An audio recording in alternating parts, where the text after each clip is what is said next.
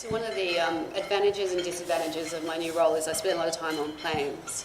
So last night when I was on the plane, I was thinking about this question, and for me it comes down to 5 things, I think.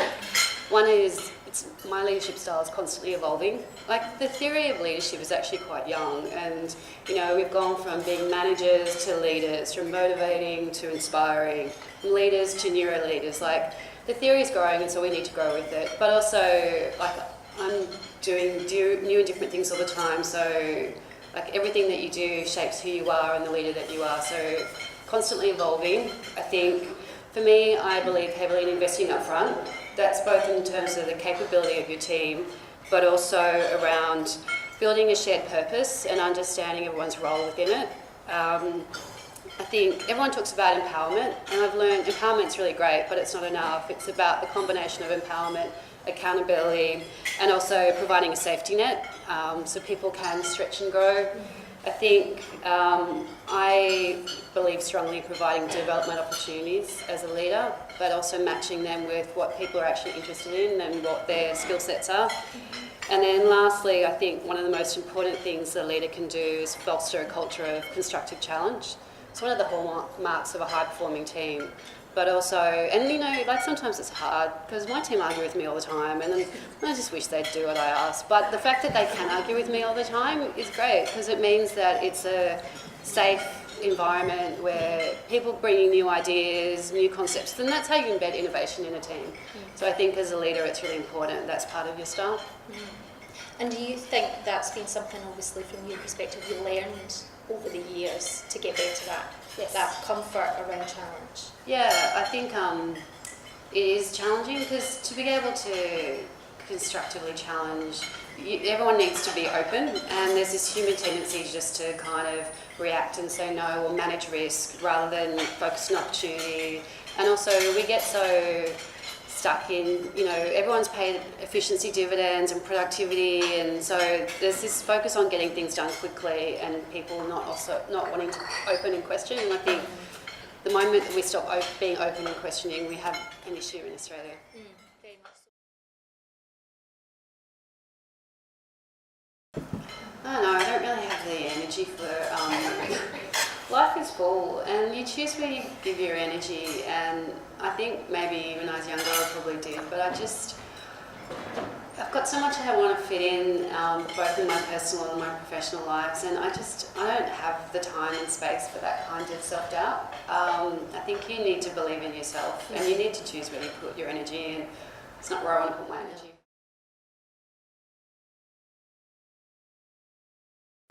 So I think everything Eddie said, but I would caveat to constructive feedback is a gift. And I guess that comes back to what I was saying about the culture, about being able to constructively challenge.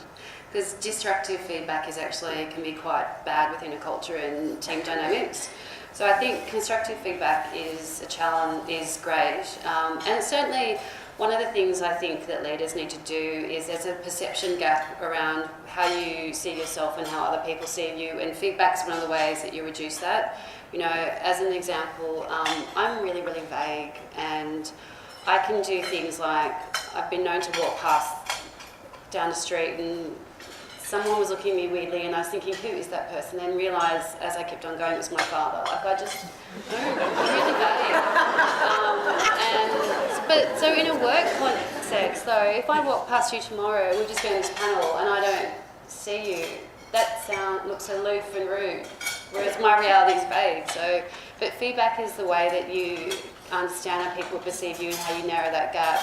But also you need frameworks for how you take feedback on board. And as an example, in the same day I was given feedback from one of the guys in my old team that one of the things he really likes about me is that I'm really calm in a crisis, and I don't get stressed. I just kind of go, okay, this is the situation.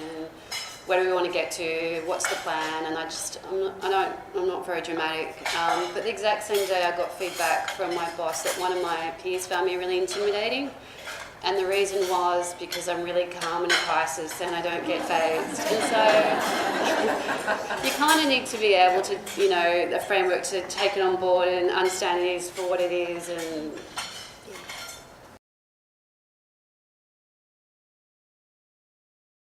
a combination of ways. One, in terms of, like, often the best way to learn is on the job. But also, when I was at CBA, they actually invested a lot in terms of leadership capabilities, and so there are a lot of leadership programs, which I found really useful. Yeah. And then also because I'm time poor, it's all about beg, steal, borrow, best practice. So I look around at other people and I look at what I think they do really well, and is that something that, is me as well, that I could grow in that way. Part of the reason that I only joined Treasury in December, and part of the reason that I wanted to join Treasury was John Fraser and Marianne. So John's the head of Treasury and Marianne is the head of Revenue Group. They're real transformational thinkers, but they're the kind of leaders that generally want every single person in their team to succeed. And so, I look at them all the time and I learn from their leadership styles. And so I think beg, steal, borrow is a really good strategy too.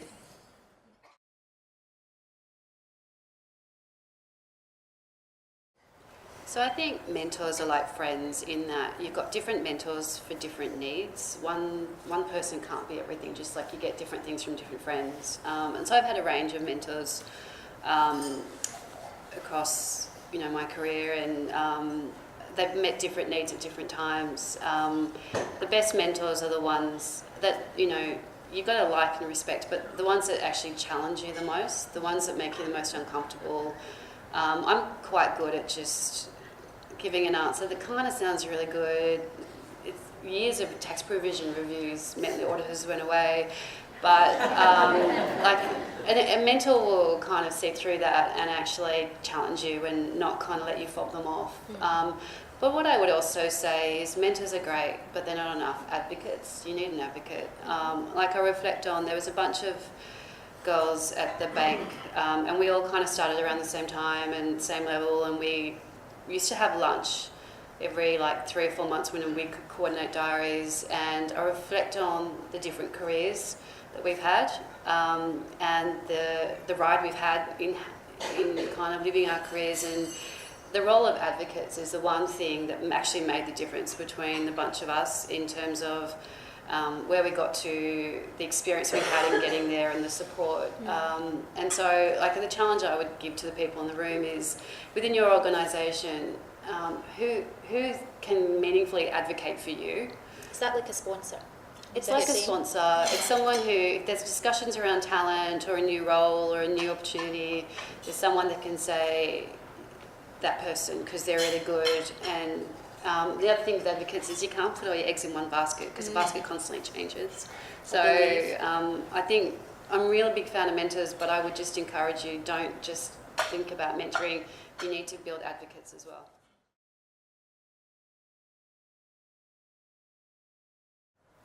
So the one thing that's changed in the way that I think about leadership is, I used to think leadership was about how you lead in your role and how you lead your team. So I don't think about leadership that way anymore. I don't think about it in terms of a vertical view. I think about it in, it's your leadership shadow, and your leadership shadow is actually a lot broader than you probably realise it is. And so I think the shift in my focus has been away from role and team to organisation and culture, and that's where real leadership is.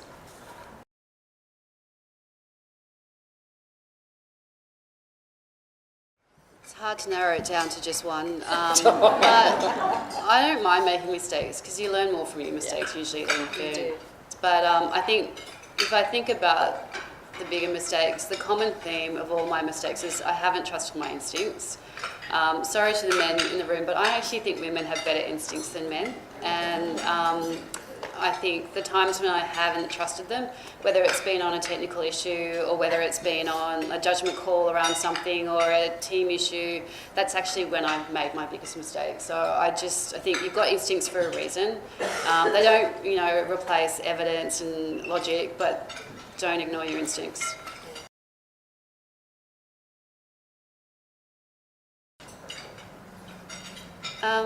I'm one of those people that will always work hard. It's my personality type. And for me, I think the common theme is about flexibility, so that I can choose when and how I work. I spend a lot of time on planes. Because Canberra's head office, and Sydney office is relatively new for Treasury. It's been great the Treasury provided me the flexibility to be in Sydney. It was new for the role, and so, but flexibility goes both ways. You know, like I have a rule where I generally never work on the flight home. I read for pleasure, and that's my way of letting go for what of the work and getting back into that mode of when I walk in and I'm present with my son. And so it doesn't happen all the time, but for me it's about the choice of how and when you want to work, and making sure that your team understand that, your boss understands that, so that again there's no perception gap.